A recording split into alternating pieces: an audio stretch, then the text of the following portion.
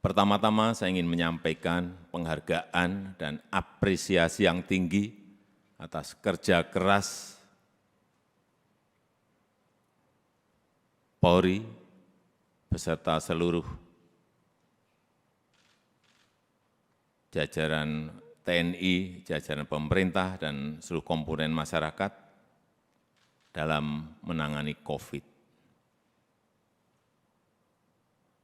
Itu dilihat masyarakat, dan itu juga saya lihat dan saya rasakan.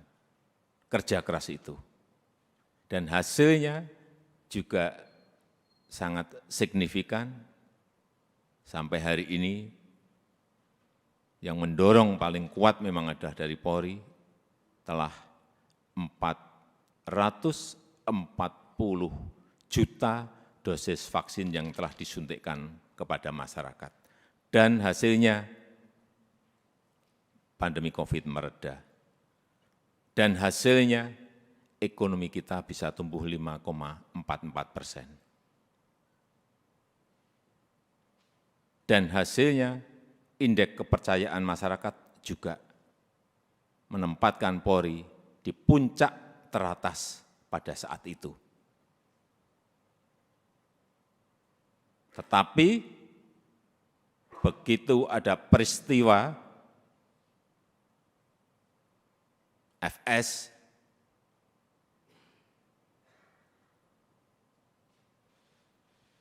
runyam semuanya dan jatuh ke angka yang paling rendah. Dulu dibandingkan institusi-institusi penegak hukum yang lain tertinggi, sekarang saudara-saudara harus tahu menjadi terendah. Ini yang harus dikembalikan lagi dengan kerja keras saudara-saudara sekalian. Di November itu masih 80,2, sangat tinggi sekali, bukan tinggi, sangat tinggi sekali. Sekarang kemarin Agustus berada di 54, jatuh, drop sangat rendah sekali.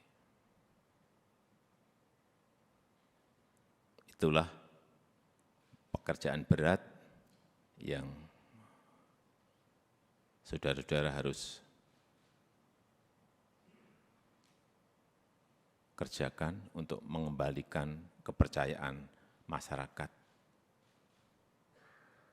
kepada Polri. Di tengah situasi yang juga tidak mendukung saat ini. Kita tahu semua negara sedang sulit, dunia sedang sulit, kita ini menahkodai negara ini juga menghadapi gelombang dan badai dari ekonomi global yang tidak gampang.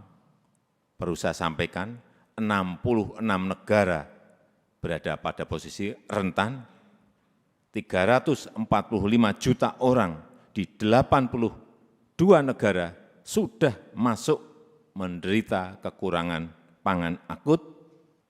Ini yang semua Kapolda, Kapolres, pejabat utama Polri harus tahu.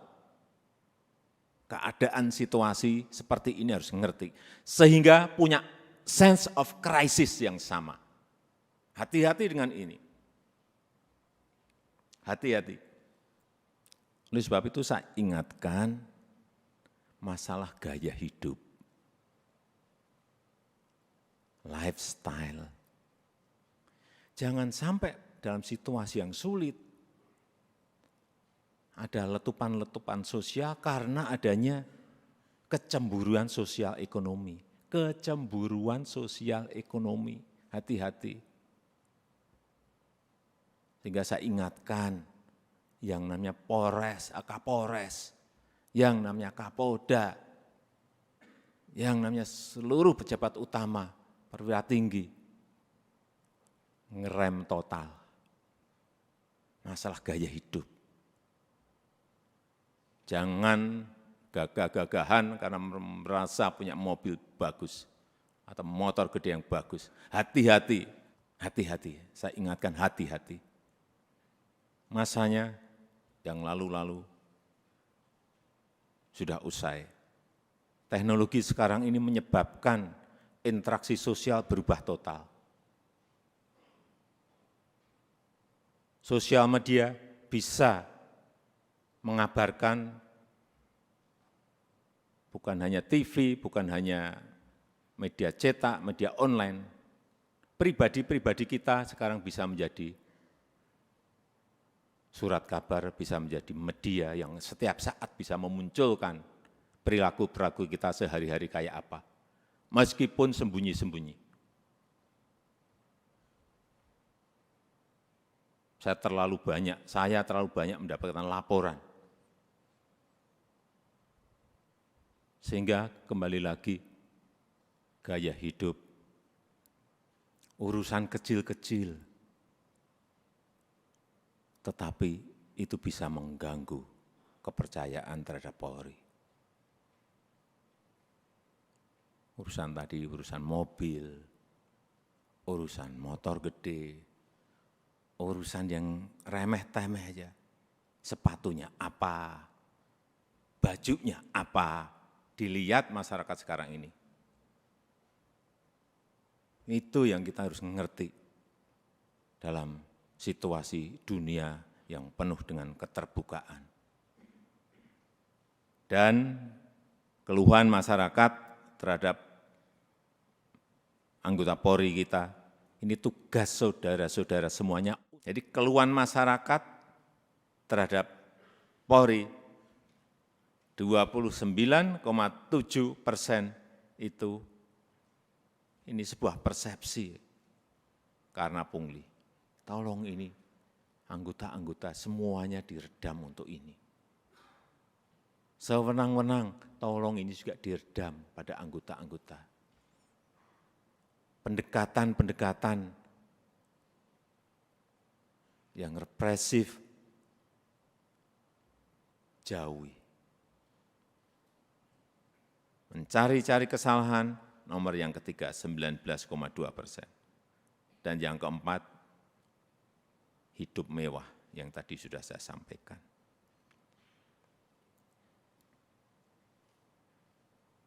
Karena Bapak, Ibu, dan saudara-saudara sekalian, itu adalah aparat penegak hukum yang paling dekat dengan rakyat, paling dekat dengan masyarakat, dan paling sering berinteraksi dengan rakyat.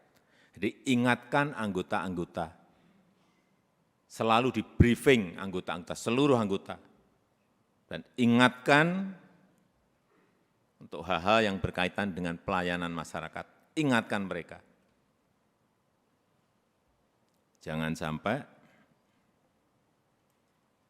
karena tidak kecepatan kita, yang kedua, rasa aman dan nyaman masyarakat itu, ini masalah persepsi loh. Rasa aman dan nyaman masyarakat itu menjadi terkurangi atau hilang.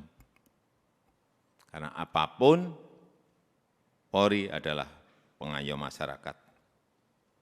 Hal-hal yang kecil-kecil, tolong betul-betul dilayani betul.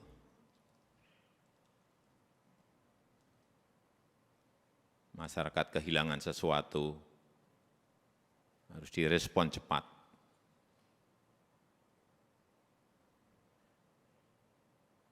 Sehingga rasa terayomi dan rasa aman itu menjadi ada. Yang ketiga, yang berkaitan dengan soliditas.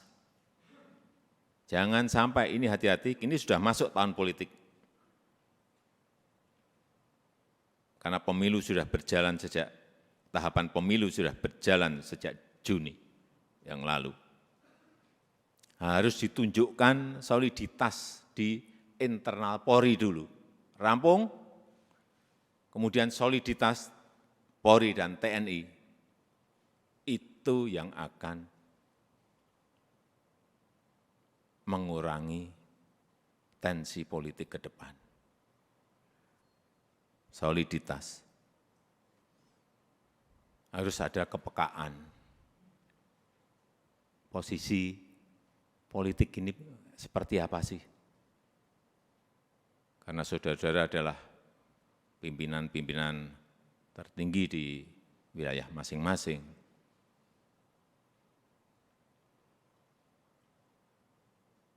sense of politiknya juga harus ada. Tidak bermain politik, tetapi ngerti masalah politik, karena memang kita akan masuk dalam tahapan tahun politik. Kalau dilihat, kembali lagi, kalau dilihat Polri solid, kemudian bergandengan dengan TNI solid, saya memberikan bolak-balik, saya sampaikan, saya memberikan jaminan stabilitas keamanan kita, stabilitas politik kita pasti akan baik.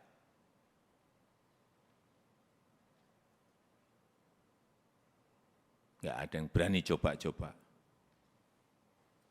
Kalau coba-coba ya tegas saja.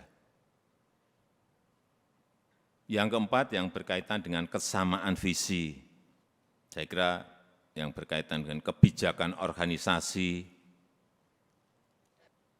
jangan terkesan kita itu gamang. Sebagai pemimpin-pemimpin di wilayah, baik itu di provinsi, kabupaten, dan kota, jangan gamang, apalagi cari selamat. Yakin sesuai dengan prosedur, yakin sesuai dengan SOP, yakin sesuai dengan undang-undang, lakukan. Visi, presisi, Pak Kapolri, saya minta juga tidak usah jelimet-jelimet, tolong disederhanakan, sehingga yang di bawah itu ngerti apa yang harus dijalankan. Apa sih kalau disederhanakan? Ya tadi yang Kapolri sampaikan tadi. Polri sebagai pelindung, Polri sebagai pengayom, dan Polri sebagai pelayan masyarakat. Intinya akan ke sana. Presisinya itu apa? Jelasin sekali lagi, secara sederhana dan jelas. Sehingga gampang ditangkap visi itu. Yang kelima, yang berkaitan dengan penegakan hukum. Jangan sampai pemerintah dianggap lemah. Jangan sampai juga Polri dianggap lemah.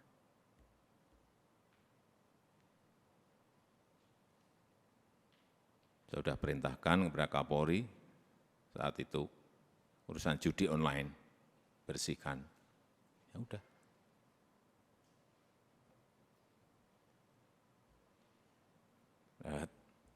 Saya enggak usah bicara banyak.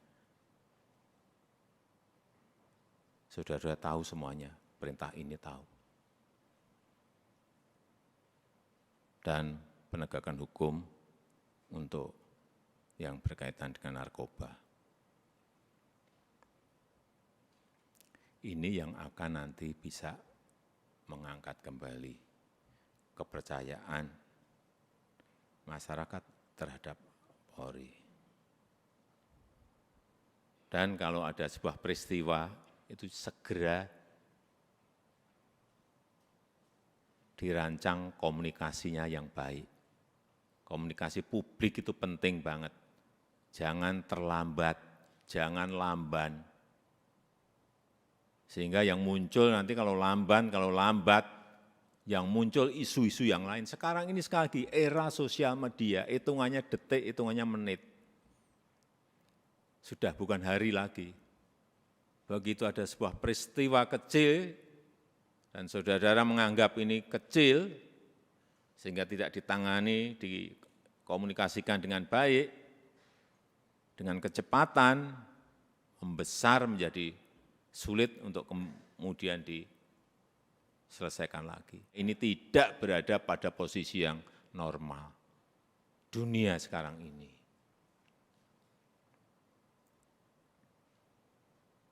Sehingga gampang sensitif dan gampang tersulut. Untuk menumbuhkan optimisme harus menciptakan hal-hal yang baik, dikontra dengan itu, dikontra dengan prestasi-prestasi, dikontra dengan komunikasi yang baik.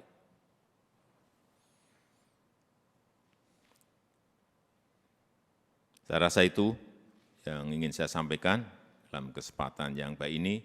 Sekali lagi, saya sangat menghargai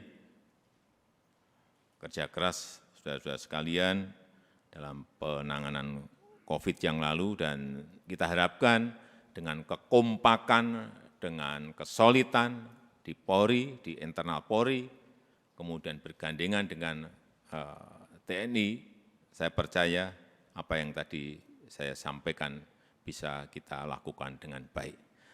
Saya tutup pertemuan pada sore hari ini